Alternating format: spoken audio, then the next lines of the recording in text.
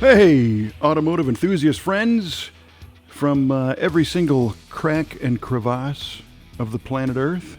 You did it. You hit another Lulu episode of V8 Radio, Kevin. Lulu episode. Lulu. All right. Lulu means an outstanding example of a particular type of person or thing. Well, of course it does. Absolutely. Yeah, I hear that all the time. You are listening to the V8 Radio podcast. I'm your host, Kevin Oeste, joined as always by our esteemed co-host, the always Lulu, Mike Q-Ball Clarke. Always Lulu. Yeah. All right. day, all night, all nice. How come we don't hear that expression or word very often, I wonder? We get punched in the face if you call that to somebody, maybe. I guess it depends on who you call. True. Yeah. Well, this podcast generally covers automotive kind of stuff, and we start each episode with a riveting automotive trivia question. I throw one at Mike. Mike throws one at me. We don't throw down any answers until the end of the show. So have you prepared a trivia question? I have prepared a trivia question today, sir. Dare I ask? Yes, and I kind of like this one, so here we go. Short, sweet, and to the point. What inventor first coined the term horsepower? Wow. Inventor. Horsepower. Well, yeah, it makes sense that it was an inventor because they were equating the output of their machine, comparing it to horsepower. Mm-hmm. So the power of a horse, I'd imagine. Because you wouldn't really need the term horsepower otherwise, right? Otherwise it'd be dog power or cow power. Connect your just connect your horse to something and hope it works. Right. Yeah. I think the actual measurement of horsepower being a term of work is the ability to lift 550 pounds 1 inch in 1 second is 1 horsepower. I think. Well, that's not the question, sir. I know. I'm just hoping it tickles some other neighboring brain cells that, that might know. Uh-huh. So that was like 1870s, maybe 1880s, 1860s, 70s when that was coined, I think, horsepower. I should really know this. So I'm going to say it was Thomas Edison. Tommy Edison, inventor of the light bulb, phonograph, and other good inventions. And DC power. Right. There you go. So, I mean, I don't know. He didn't do like a whole lot of mechanical machinery like Cyrus McCormick did with the cotton gin and all that kind of stuff. But I think he was pretty theoretical. So I think it was him. Okay. All right. Thomas Edison, it is final answer. That is my final answer. Final answer. All right. It is in the books. Duly noted.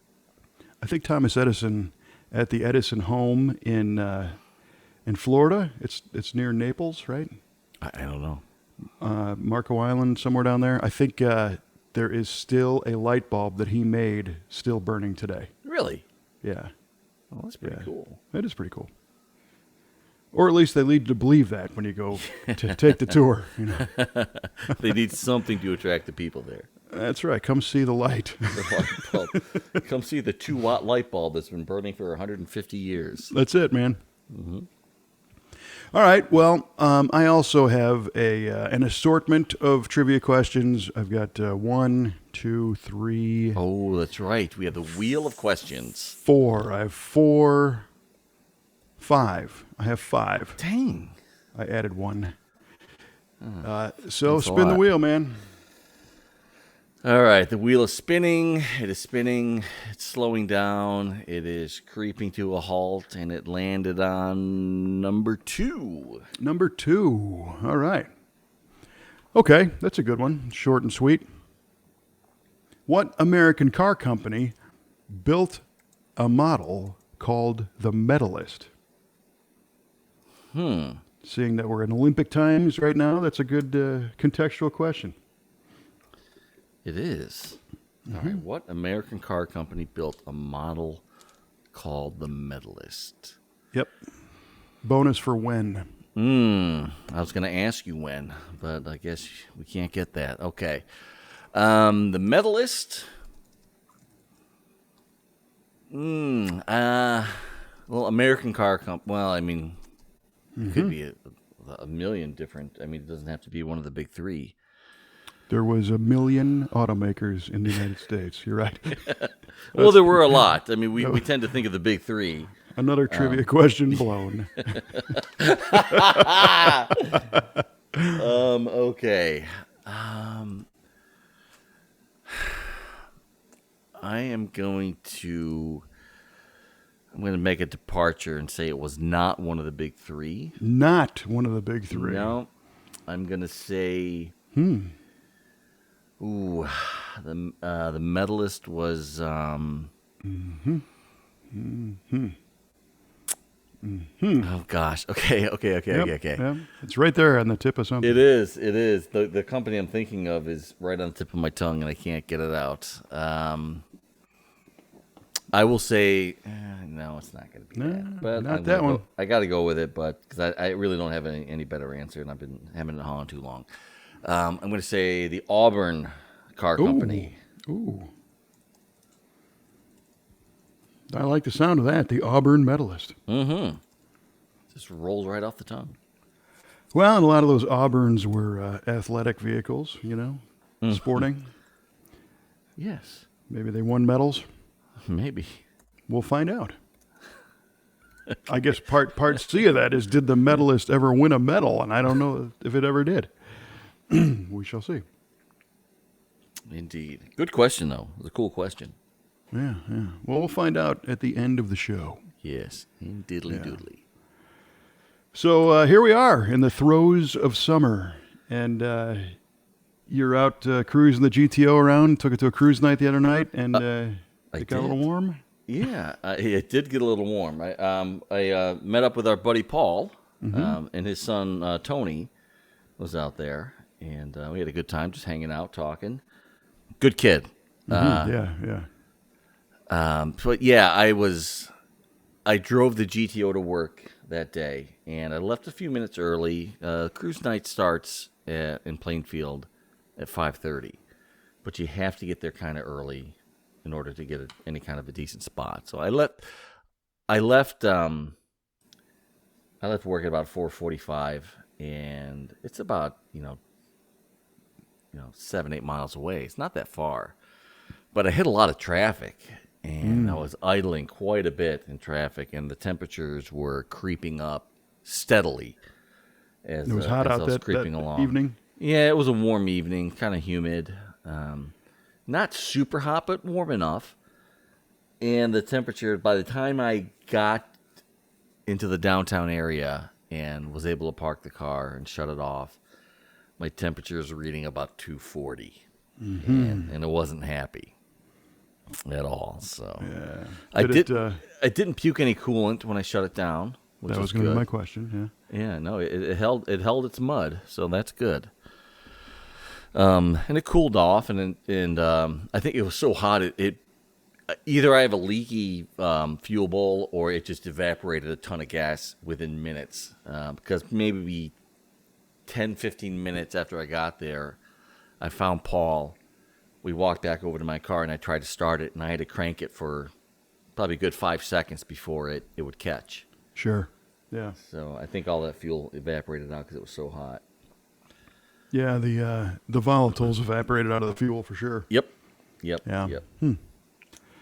Well, so that gives you another project to look into because it's not going to get any cooler anytime soon. No, it's not. And I know what I'm going to do initially. That car has factory air and it's supposed to have a 7-bladed fan. It only has a 5-bladed fan. It does have a fan clutch.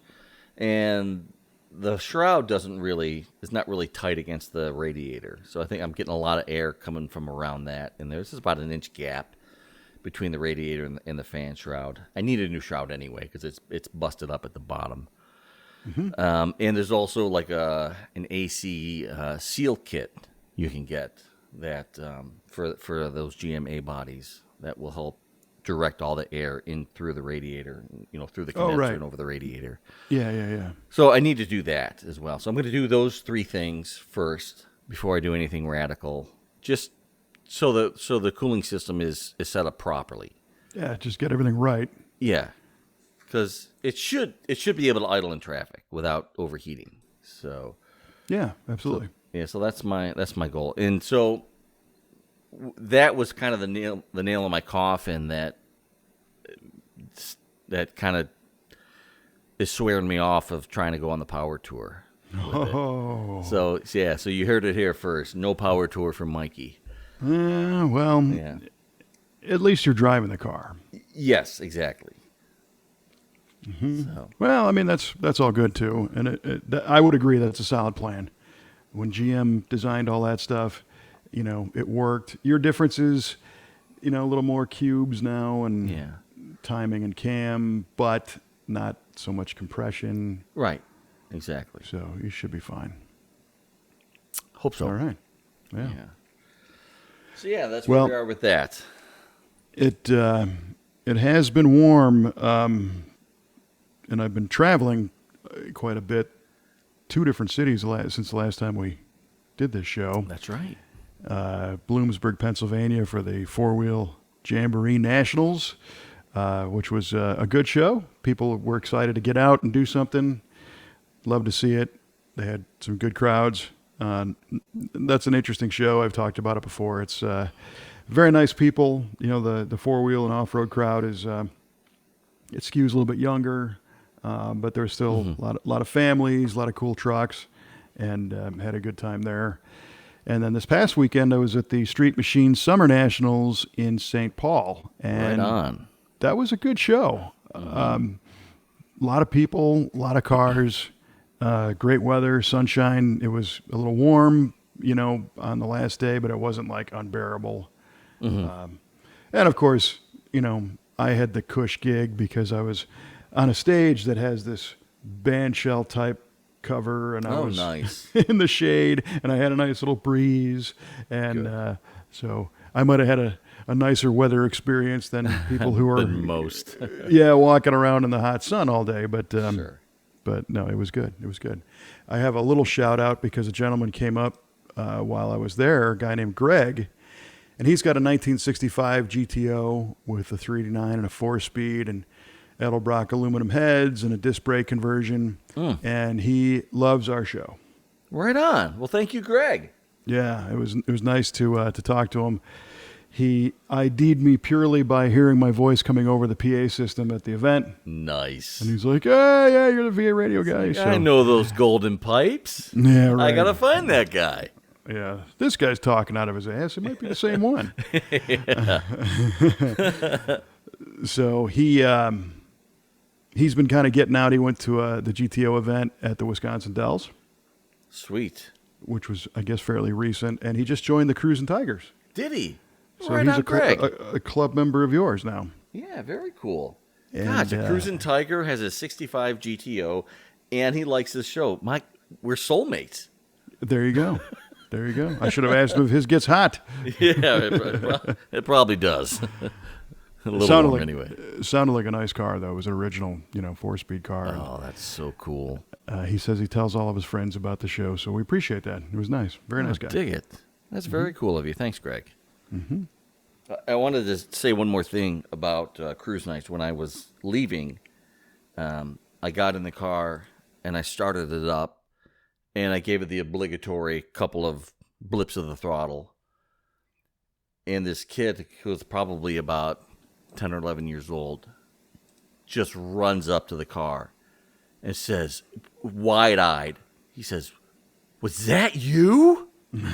I said, "Yeah." He's like, "Oh my gosh, that was so cool." Nice. I'm like, all right, we got another one hooked.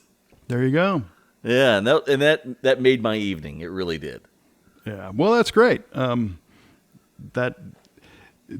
Sometimes little kids or younger people, they might see something that's cool, but they don't necessarily want to come up and interact, Right.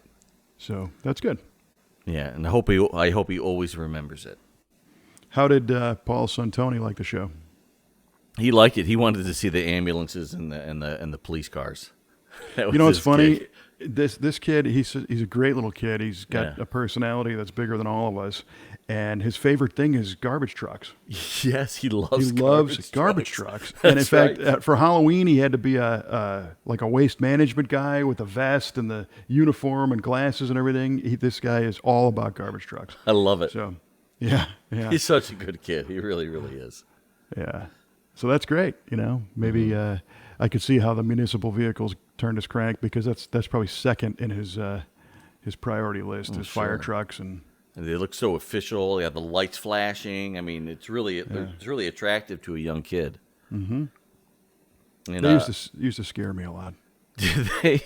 Yeah. Is that right? They really did. Well, again, my dad was a police officer, so I got to go to our local fire station on occasion, because he knew all the firemen. And the one firehouse had like almost like a detail bay off to the side.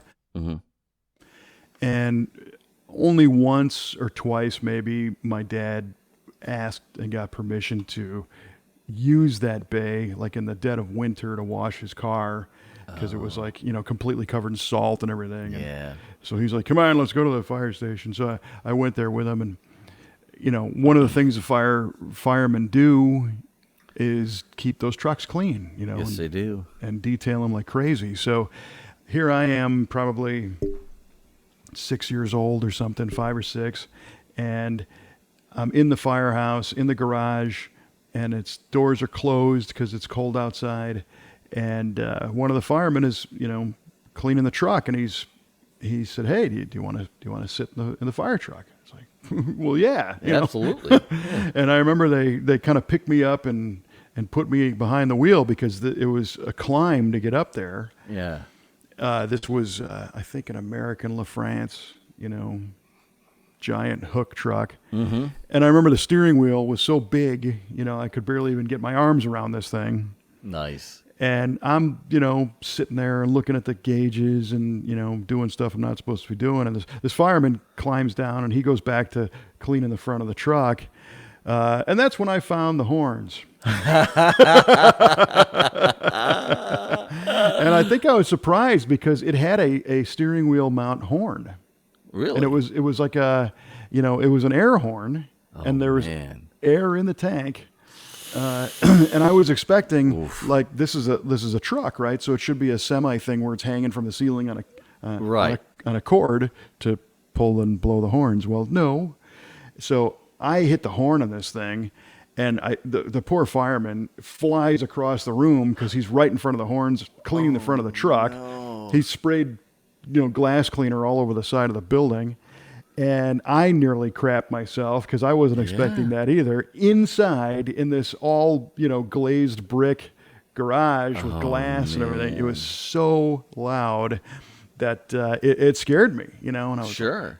So I think that was the first one. And then, now that I think about this, I think that guy kind of got me back, because I remember being in front of my house, again, around that same age, and we lived on a street that wasn't like a highway or a 4-lane. It was a residential street, but it was kind of an artery through town that bisected the town that I grew up in. So the rescue vehicles would use this all the time. The fire trucks and the ambulances would come past the house all the time. And the ambulances in particular, a couple of the ambulance drivers were buddies with my dad, so they'd blow the horns passing our house. Nice. Any time of day or night. Nice. And, so often you don't even notice it. It was one of those things where they were always going off. Well, this one particular day, they all were barreling south down the street, and lights and sirens and everything. And they must have gotten called off a couple of blocks down, because they all stopped and turned around and came back. And my dad, we had this split rail fence out in front of the house, and he would sit out there after work and, have a beer and talk to people. And he was sitting out there off duty, and this fire truck rolls up and an ambulance and everything, and it's cool. You know, it was Yeah. it was always fun to see that stuff come into your house. You know, just to hang out for a Oh, few yeah. minutes. And I remember walking around the front of this truck, and I don't know if you've seen this before, but this particular one had a siren that was like flush mounted in the front bumper. You ever see that? I don't think so. A lot of times these older emergency vehicles, this thing was probably built in the 60s. And, you know, you got your big siren that, you know, is like a teardrop, you know, bullet-shaped thing, and the front's flat, and it's chrome, and it's got a pedestal mount, you know, and it's on a fender or something. But this particular truck was starting to get a little more advanced in the design, so there was 2 giant holes in the bumper, like maybe 8 inches on the flat chrome front bumper, and the siren was behind it, so it was flush mounted with that. Oh, okay. Right, for whatever reason. And I'm walking around the front of this thing, and that siren goes off at like Mach 1,000,000 volume, and basically man. threw me across. So here, you know, here's this little kid looking at the front of this giant truck, Oh my imposing gosh. flat front fire truck, and then to get blasted with the siren. So I think that was payback for I think you're right. when I blew the horn. So fire trucks at that point, I was always a little bit uneasy around them. Now that I think about it, yeah, and you know, for good reason. Yeah. Oh my goodness. That had to be crazy. Oh my gosh, I had to scare the jeepers out of you. It did. So hopefully, little Tony doesn't have that experience. Yeah, for sure. Although that kid would probably just scream and love it. You know, he would probably just Yeah, he probably would. laugh and laugh and laugh because that's kind of how he is. So He is a fun-loving kid. yeah, for sure. Yeah. Everybody. Paul was telling me, everybody's his best friend. He'll just go up to somebody and just start, "Hey, how you doing?" Right. Yeah. Never met a stranger, that guy. That's right. That's right. Yeah. So that was one of the interesting things from the show up in in St. Paul. There was a lot of cars there. I don't know an official car count, but I think it's somewhere kind of fairly close to maybe 4,000. Wow! No way. Yeah, it's a good. That's huge. A good amount, and you know, spectator wise and participant wise, you know, probably 3 or 4 times that, you know, in people. Oh my! And the events, you know, there's the manufacturer Midway with a bunch of displays going on, and they had a dyno challenge, the mobile dyno guy, so you could. It really wasn't bad. It was $70 for 2 runs, which is basically what a dyno shop would charge you these days. Is that right? Yeah, and you get strapped down and see what kind of power the car makes, but then you're entered in a contest for each day, and then the guy with the highest horsepower at the end of each day wins an award at the awards presentation for being the Dyno Challenge king or queen, as it may be. And then they had, you know, an autocross, a QA1 sponsored autocross was going on all weekend, and that was cool. They do a nice job with that. QA1 is based in Minnesota, not far from that facility. On. So that's their backyard, their home little autocross track at the state fairgrounds, which was cool. And then, of course, the burnout contest. Absolutely.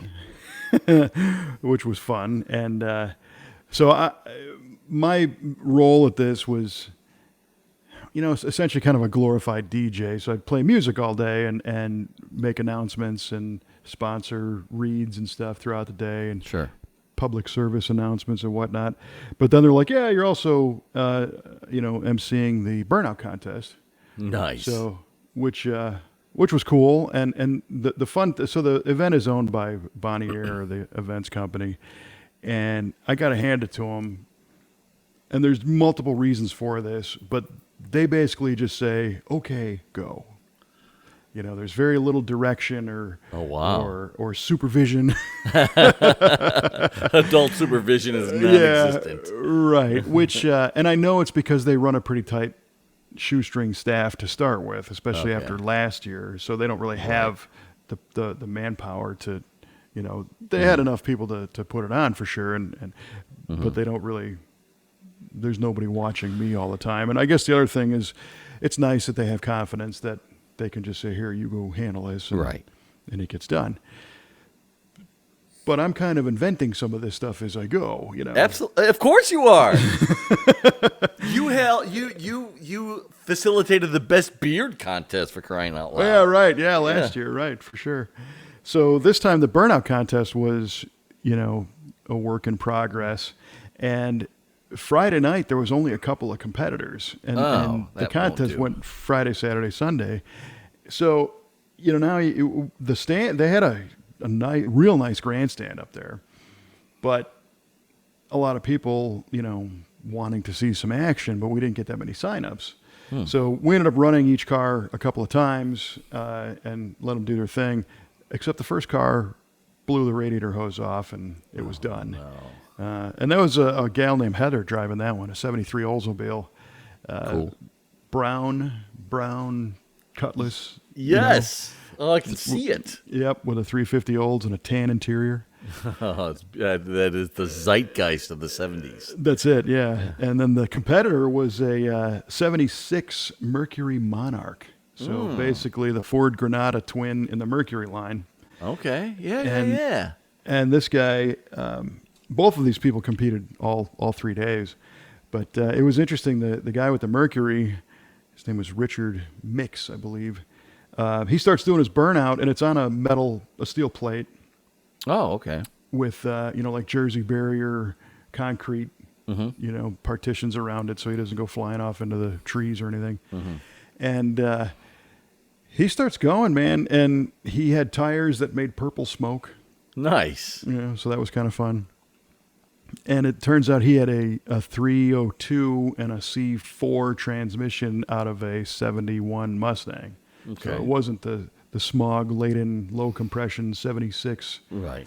Mercury. Well, one would hope if he's in a burnout contest. Yeah. So he handily won it on Friday. Saturday we had 15 cars though. It was cool. It was a good sized burnout and crazy stuff. Some dude had a 78 or 9 Chevy G20 van with the roof cut off. So really? Yeah, we were calling it the Van Vertible.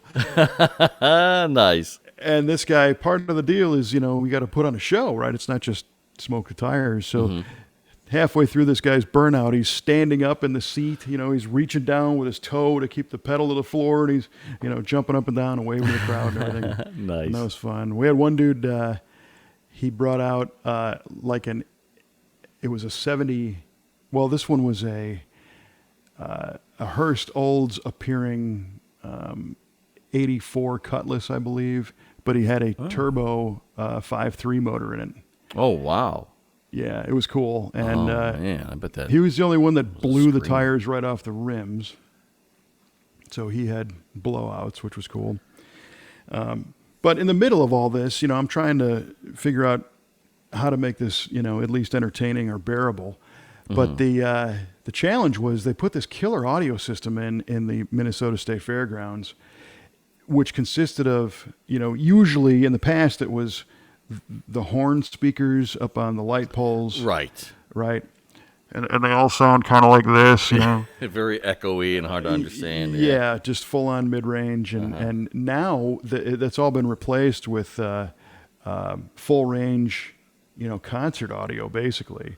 And cool. At the top of the grandstands, they've got pedestals with these giant, speakers up on these stands. And throughout the day, they're pointed away from the stands to reach the crowd. But for the burnout contest, they turn them all around. So they're pointing towards the people that are sitting there and towards the field. So I got a wireless mic and I'm standing at the base of the stands and I'm, going to start calling this contest. And I start speaking, and the slapback echo was insane. Really? Oh, my gosh. It was like being at Yankee Stadium. Oh, man. And if you think of the signal path, right, so I speak, it goes into a wireless mic, gets beamed to a receiver, gets pumped from a hard wire to an amplifier, which then goes to the speaker, which then reproduces the sound, which then takes a while to get back down, right? Yeah. So it was like... Okay. I was like, oh, wow. So in order to combat this, the first time I wasn't expecting it, but I just put my finger in my ear so I could hear my own my own head. and not get thrown by it. So the second night on Saturday, when we had the big show, I've got earplugs. Oh, good. The problem with the earplugs is I have no idea what the crowd's doing. Oh. So it's like, okay, but it all turned out okay. Afterwards, somebody came up to me and they're like, yeah, that was pretty funny, man. You had a lot of good comments. I'm like, I did? Like, really? Yeah, a couple of dad jokes, but other than that, it was all right. I'm like, well, thank God, because I had no idea if these people were enjoying this or not because I couldn't hear them. And they're like, oh, no, you're all good. So the burnout contest actually was pretty successful. There was one little side note, and I sent you a picture of this guy. I think he was maybe in high school, junior, senior in high school. Mm-hmm. But this local Minnesota dude was rocking the 80s mullet. Yes. And he had a sleeveless Camaro shirt on, which had an 84 Camaro on the shirt. And like neon pink shorts. Yep. Oh. He had the bright orange shorts, and he was like the second coming of Brian Bosworth. He That's who he reminded me of. Yeah, he had the sunglasses. He looked exactly like this guy. And at first I was like, holy mackerel. You see some dudes that wear mullets and you don't know if they're into it or if they're just joking around or, you don't really want to say anything. But this kid, he had this look down perfect. And he's walking around and everybody's, checking him out and everything. And he comes up on the stage to sign up. We had a bag throwing contest, a tournament of bean bags. And he was going to register for it. And I said, hey, man, I just got to ask, I said, you got all the elements. So there was some thought into this. Yes. And he's like, yeah. Well, over COVID, none of my family got haircuts. We just all let it grow. And then I thought, it'd be fun to just do something different. So he shaved the sides and spiked the top and the back. And he had this bright blonde hair. And I'm like, dude, that's killer, That's so good. It was. It looked really good. And he said his dad comes up and his dad's like, oh, yeah. And, of course, from Minnesota. Oh, yeah, the kid, he's got this goldarn mullet going, and he's a big hero at the high school. And, they ask him to join all the sports teams, even though he doesn't play all the sports because they just want him on the team. And I love it. It was cool. So he was all about it. And you could tell everywhere he went, people were taking his picture and everything. And but the interesting thing that my reaction was, it was like a complete time warp back to when I was in, grade school, high school. Yes. And it was a different type of nostalgia for me, because you see an old car and you're like, oh yeah, I remember those. But this was, back to just seeing people, how they looked. Yeah.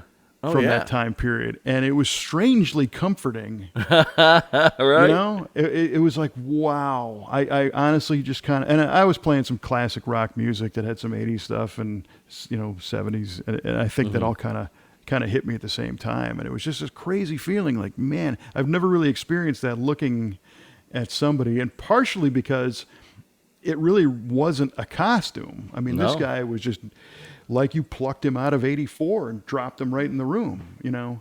It wasn't like a gag or sometimes you see the,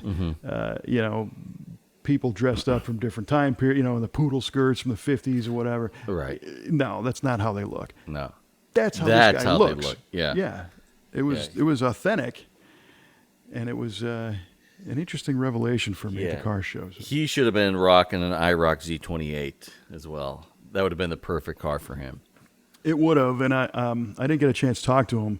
He had a truck. I knew that. I don't know what it was. Hopefully it was, an 80s or a, late 70s pickup truck, because that would have been right on too. But it would have been on point. Yeah, so that was an unexpected thing at the show. Mm-hmm. Well, but then, go ahead. You also got to give like the Kevin Choice Award for your favorite car out there, right? Yeah, right. And that was interesting because the event staff, they have a professional judge who's got some people and they go judge the cars. There's a lot of cars to cover. And and they're running around like crazy. But they reserve some awards for the staff, for the event staff. And as I alluded to before, the event staff is really busy doing stuff. Sure. So I don't know that they had a whole lot of time to pick their favorites and then find the owner and, present all that stuff. Right. Because, every car that is registered in the show has a dash card with their name and information on it, which means they're automatically in the show and shine thing. But if they're not really competing in that, they might split and not be there for the award ceremony. Okay. So you don't know if they're in or out. But you can tell the people that are like shining the car the whole weekend and polishing it, those people, they're in. Yeah. So right on. This gentleman walks up to the stage, and he wasn't unhappy, but he was concerned. And he said, hey, I just want to know if my truck got judged for the car show. And I said, yeah, it's a great question. And I told him that because there was so many cars, the judging staff was trying to be like ninjas and go from car to car without really being noticed very much. Sure. Because people stop them and talk to them and ask questions, and they just can't get it all done. So I said, you can trust that you got judged for sure. In fact, some other guy had come up a few minutes before with the same question. He's like, hey, I don't know if I got judged. And he said, I sat there the whole time. I didn't see anybody judge my truck. But then he revealed that, well, last year I didn't see him judge either, and I won an award. Oh, well, okay. That's what happens. So meanwhile, this guy's like, I just want to know. And I said, I don't really have any way of communicating with the judging staff to go back and verify. But, what do you drive in? And he points to it, and it's this beautiful green 64 Ford pickup truck. Mm-hmm. And it's on torque thrust, and it's lowered, and I'm just looking at it from across the way there, and it's really super straight. And I said, that's a good-looking truck. And he's like, well, thank you. He said it was an Arizona truck, and it wasn't really rusty, and we just got it together. And he said, in fact, I've been really working on this thing for the past 3 years, and I really wanted to kind of unveil it here at this show. This was my goal, to get here to this event, because I've got stage 4 cancer. And I just, I wanted to kind of come full circle and take this project and see it through. And that's why I entered the show, the judging portion, because I was really hoping it'd be just kind of a neat thing. Sure. For me and my family if it got some recognition. So, at that point I said, well, tell me about the truck, right? Yeah. So it's got a built 460 with a Holley EFI system on it, and a C6 transmission, and TMI interior and gauges, and it's got a lot of neat stuff on it. It was totally worthy of any award that anybody wanted to bestow on this thing. Mm-hmm. But the guy's name was Ray Schmidt, and Ray, you could tell he's just such a good-natured guy that you really wanted to see him in the winner's circle with something, right? And the fact that he had, he's fighting, he's in chemotherapy and everything, was kind of secondary. He was just a guy who, he almost came across to me like a guy who probably doesn't win a whole lot of stuff. Okay. And partially because I think his personality is such that he seemed to let everybody else, get the glory. And I gotcha. One of those dudes that just kind of hangs back and no, you take that, So I felt it was appropriate that, Ray gets a moment, For sure. So I said to the event staff, I said, what's going on with the event staff award pick? And they're like, well, and I said, how about, let me rephrase this. That truck just won. And the guy's name is Ray Schmidt. And they're like, oh, well, sure. Yeah, you picked it. Great. Yeah, no problem. So they drew up the certificate, and the prize package was some wax from Jack's Wax and some other stuff. Okay. And they're going to, make a plaque for him. So Meanwhile, while Ray is standing there, and in my head, I'm thinking, yeah, I think I'm going to choose you to win this thing. He's like, okay, well, I guess I'm not really sure, what I should do. And I said, Ray, why don't you just make sure you're at the award ceremony? And he's like, well, you think so? I mean, how do you know if it got judged? And Well, I know a guy. Yeah, just make sure you come by, all right? If you not, don't mind. Not for nothing. Just swing by. Yeah, and he lived real close to the venue, so he wasn't like trucking back to Texas or anything across Right. country. So it was okay, and easy for him to hang out. And we talked for a few more minutes, and he looked good. And I told him, I said, you look really, you look healthy and everything. And he said, well, that's the problem.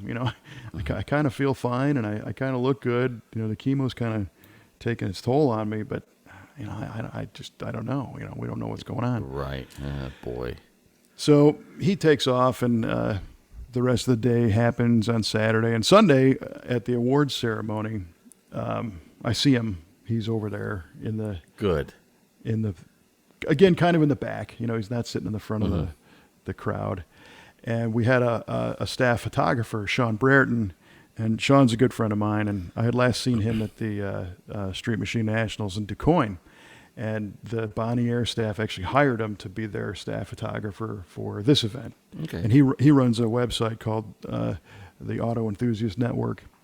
And they do event coverage and photography. And he does really killer light painting stuff. And so we tip off Sean that, grab some photos of this guy's truck. So he runs out there and takes a bunch of pictures. And he comes back and he's like, dude, that thing's killer.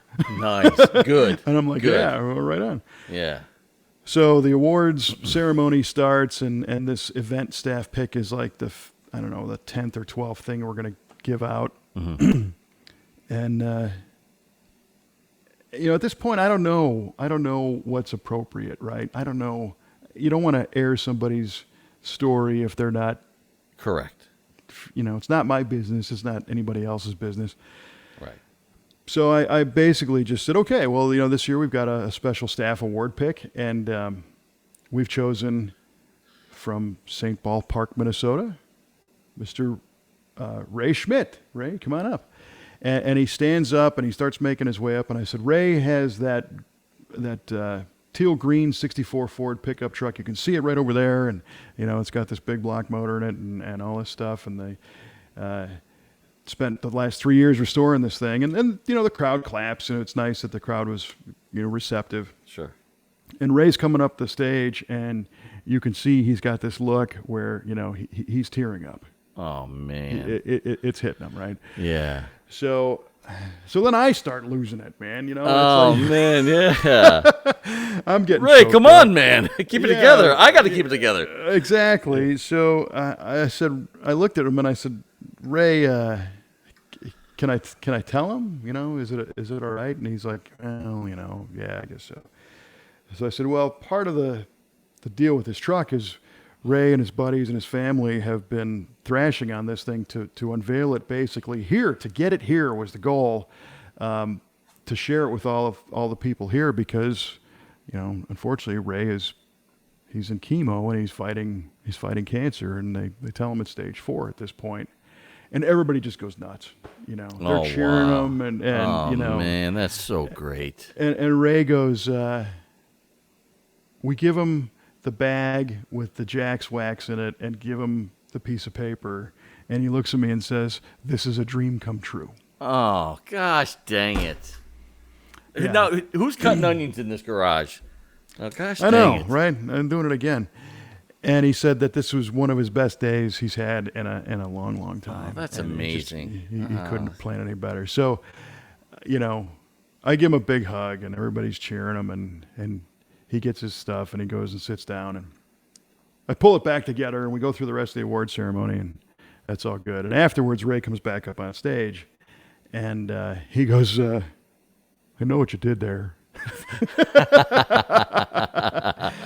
And I said, I don't know what you're talking about, man. Yeah. Your truck won an award, Yeah. And he's like, yeah, well, he said, you don't know what this means. He said, this is really cool. This is really important to me, and I really appreciate it. He said, I had a a 427 Galaxy, a really nice car, but my wife didn't like it. It was too loud and too hard to drive, so I sold that to build this so that she could enjoy it as well. And Oh, nice. you know, this truck's really important, and being here was really important.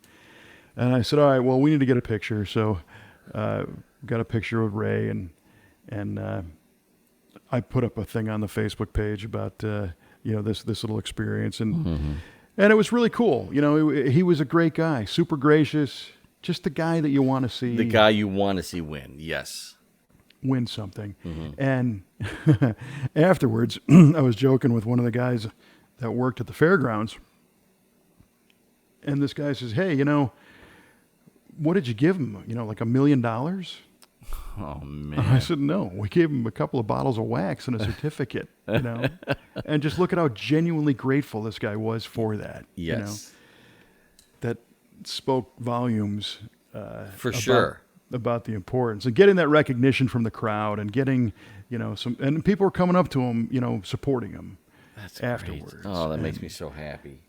It was cool. And it was very refreshing to know that those people are out there, you know, and we always say it, you know, car people are some of the best, because we all go through our nonsense and heartache and aggravation of trying to get the car to run. Boy, howdy. Yeah, and thrashing on it, and there's all those nights and weekends of working with friends and family, and you know, spending whatever you got, and trying to figure stuff out, and putting the blood, sweat, and tears into making it look good and run right. And then if something happens on the side of the road, you know, you've been there, so you know you're going to help this person. Mm-hmm. And it's a great. It doesn't matter what they're driving, or who they are. Everybody kind of comes together in the car world, in the car enthusiast world, and it was proven once again. So it was really cool. Very good. Very good. You did a good thing, Oeste.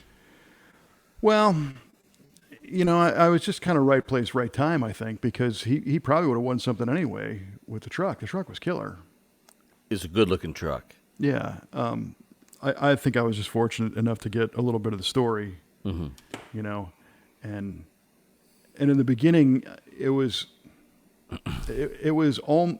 really a negative, but he came up to the stage because he was concerned, right? And then that all turned around nicely, so he left happy, so that was good. You wish that for everybody that attends the show, to leave happy. For sure. Yeah. And, you know, that's the other observation, and you and I have talked about this before, some of the car show mentality. Some people are never happy. No, right. And when I'm emceeing one of these events, you know, they entrust me to basically kind of set the cadence and the mood of everybody there through what I do and say and the music I play and the way things go. And one of my goals is to, you know, occasionally point out that, you know, there were some people that were upset and, you know, probably rightly so, because the registration process was kind of sticky at some point, and they waited and, you know, in line for an hour or something in the parking lot, and it was starting to get warm and they weren't happy about it. But I think I called attention to some perspective, saying, hey, this is the Street Machine Summer Nationals. It's 84 degrees without a cloud in the sky. We've got thousands of killer cars all around us in this awesome state fairgrounds with friends and friends we haven't met yet, listening to good music with good stuff to eat. This is much better than a day in the office or anywhere else, you know. That's good perspective. Yeah, it's not really worth getting upset over. Yeah, that's true. Yeah, people lose sight of that. Yeah, not everybody, but you know, a few. Yeah, true. Yeah. But the cool thing on that front is that the Bonnier staff is all about asking what happened and why, and let's figure it out and make it smoother next time. And love it.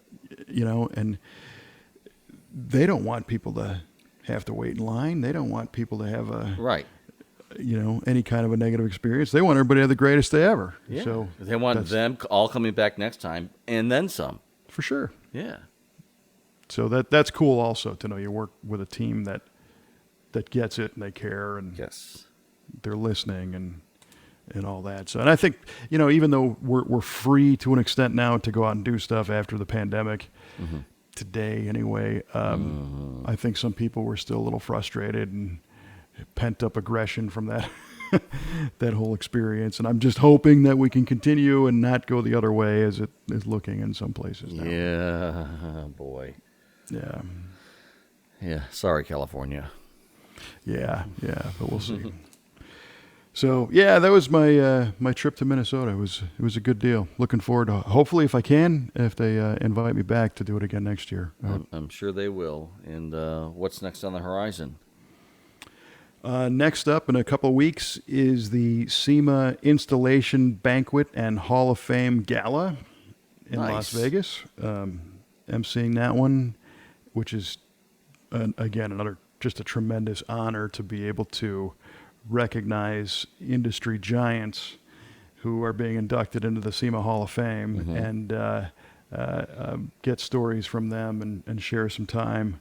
And this year, I'm fortunate to have been able to write the majority of that script as well. Good. So the introductions of the people that are going in, and the people, they've already been chosen. It's not a secret at this point, but I'm fortunate that I know some of these guys personally. Rick Love from Vintage Air, been a great friend as long as I've been in this industry for me. And then Carl Schieffer, who is an innovator in the automotive television side of things, and I used to work in his world when I was at Hot Rod. And, Bob Moore, who's a guy that kind of brought the automotive enthusiast world into product data for websites and online retailing. Oh, that's killer. And develop some standards so that everybody kind of knows what they need to have to be able to sell effectively retail through Amazon or other platforms. And then of course Jesse Combs. Yes, of course. Which I worked that event with her a few years ago. Yeah, shared the stage. That's right, Kevin Oeste. Yep. Heat of the moment. She got my name completely wrong, which is awesome. But she was, in my world, she's not a was, she's an is. Yes. Because, the things that she did and her philosophy and her attitude are things that we should all have. Just get out and do it, and don't waste time. And if you're afraid, try it. That's the only way to get over the fear, is to give it a shot. If you need to learn a skill, learn it, try it, experience it.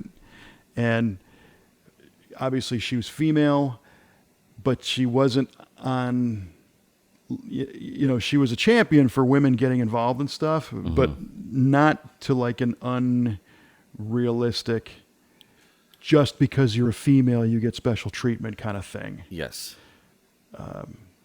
Because there are those who, in females who break into, the male-dominated careers, expecting that just because they're female, they should be treated especially differently. And Jessie wasn't like that. She's like, I will show you that I can weld better than you. Right. And I don't care if you're a man or not. And she famously said that, her welder didn't know if she was male or female. That's true. Yeah. Her throttle pedal didn't know if she was male or female. She just went out and kicked ass. That's awesome. She sure did. Yeah, it was awesome. And one thing, it's been a little tricky, because I knew her pretty well. I didn't talk to her every day or anything like that. I'm not claiming that I did.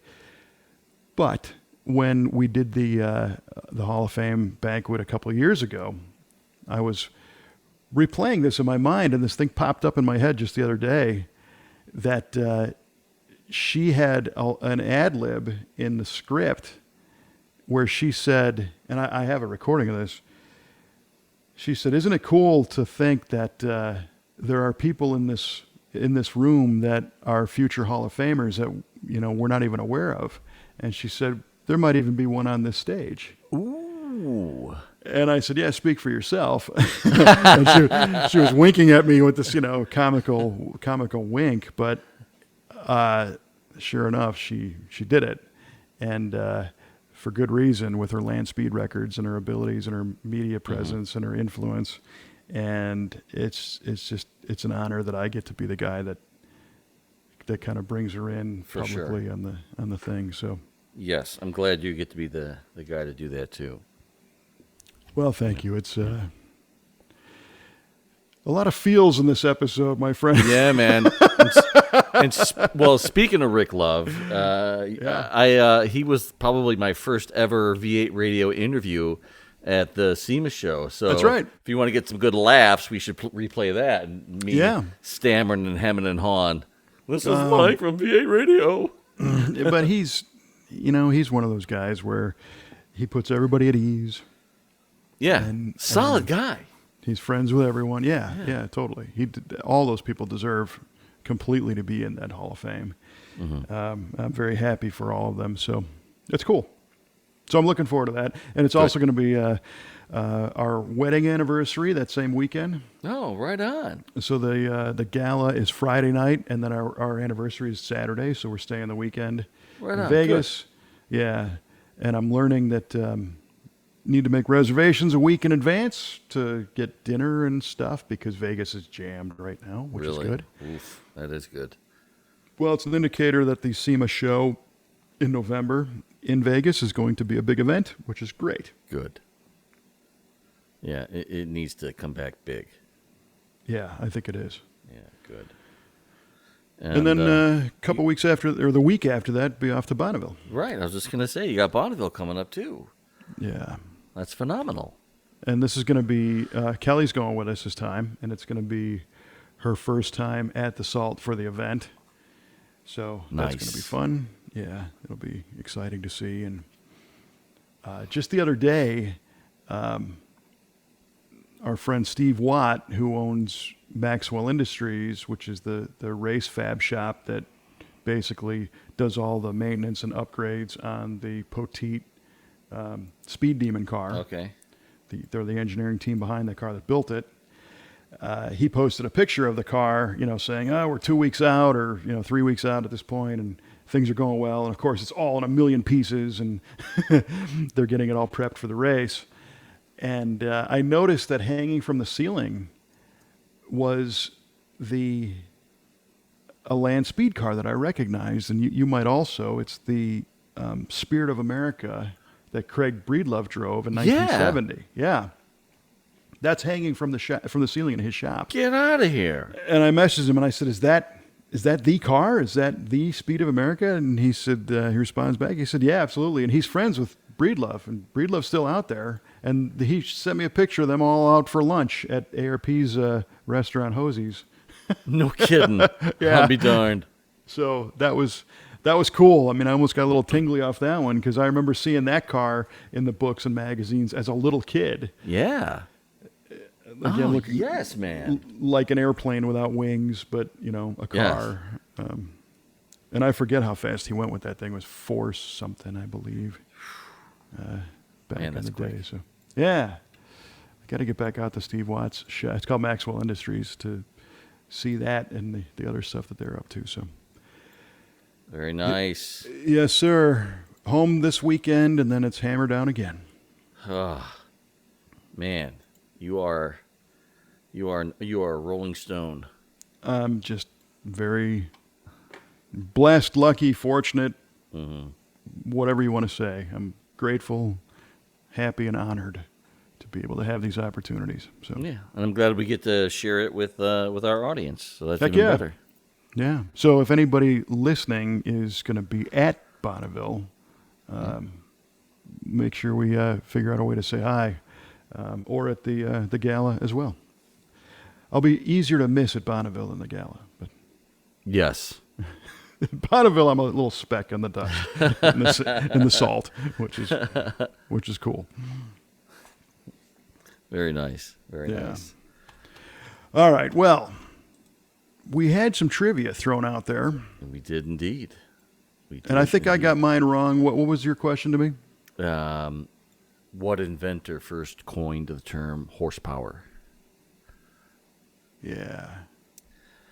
I'm thinking it was a farmer and not Edison, but Edison probably farmed at some point too. Anyway, who was it? Well, you said the name Steve Watt a few minutes ago, and I thought maybe that would jog your memory because it was James Watt. James Watt. Who coined the term horsepower. Did he also name the Watt after himself? Well, somebody named it after him, but I don't know if it was him, is his doing, but it is after him. Interesting. Yeah. Yeah, so his big deal was he made huge improvements on the steam engine. And made them quite a bit more efficient and more powerful. And his unit of horsepower was Watt measured the capability of a big horse to pull a load and found it could pull a weight of 150 pounds while walking at 2.5 miles per hour. There you go. Yeah, because horsepower is load with time. Yes. Yeah. And it's measured a bunch of different ways. And I think a straight lift was 550 pounds. And Trevor is listening right now, just He'll tell us. Going out of his mind. Yeah. I got that wrong. It's all wrong. That's okay. I got mine wrong too. Yeah, and real fast, I know we got to wrap this up, but for those who listened all the way, here's another little fun nugget. I rented a Prius and a Kia. You went public with that. Oh, man. Your street cred is shot. Maybe I'll save those stories for next time. But it made me think the Kia side of it to say hi to our buddy Yardley, who's in the market for a new car, and he's kind of tossed because he doesn't know what to get right now. Yeah, he's been talking to me about that a little bit. He's like, man, this sucks. Yeah. He has that Beta Riviera, which he says is like the last decent GM design that has any kind of pizzazz to it, but everything else just is garbage. So in his humble opinion, yeah. In his humble opinion, yes, that's correct. Because I threw a bunch of options at him, and he just dodged them all. It's like nope. Okay. So anyway, man. We wish Yardley good luck with the car search. All right, so my question to you was, what American car company built a model called the Medalist?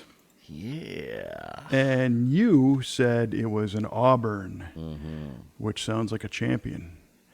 It was actually a Mercury.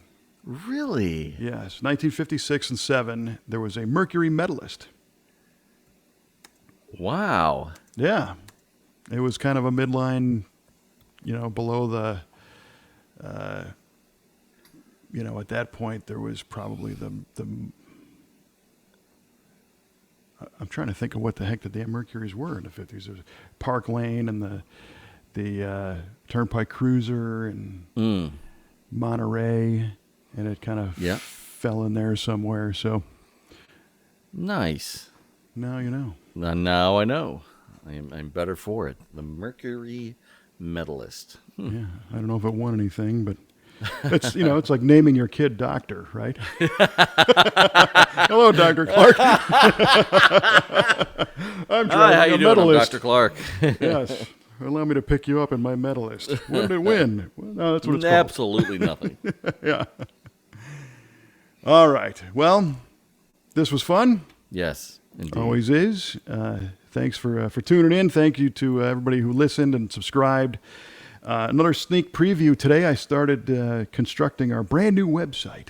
Ooh, nice. How's that going? It's going. It's actually going. Good. It's going a lot more mass rapido than I thought. I was expecting this to be a slog, and it's actually doing pretty well so far. So at some point, if you go to v8radio.com and it looks a little different and hopefully functions better, you'll know what happened. We made a new one. Dig it, man. Yeah. Good and in stuff. the meantime, click them subscribe buttons wherever you get your podcast media from. And just like that, a neat little thing will pop up saying, hey, you got a new episode of those two knuckleheads. Go check it out. And please leave a rating and a review if you feel so inclined. That's right. If you feel inclined, like if you're elevated, like if you're on an angle, if you're inclined. Yes, exactly. Or you're feeling if you're feeling Lulu, go ahead and do that too. That's right. Well, there you have it. All right. Well, that's about all I got for this one. Again, thank you to everybody who listens. And for Mr. Mike Cueball Clarke, also known as Lulu, I'm Kevin Oeste, reminding you to keep the shiny side up. And we'll see you next time on V8 Radio.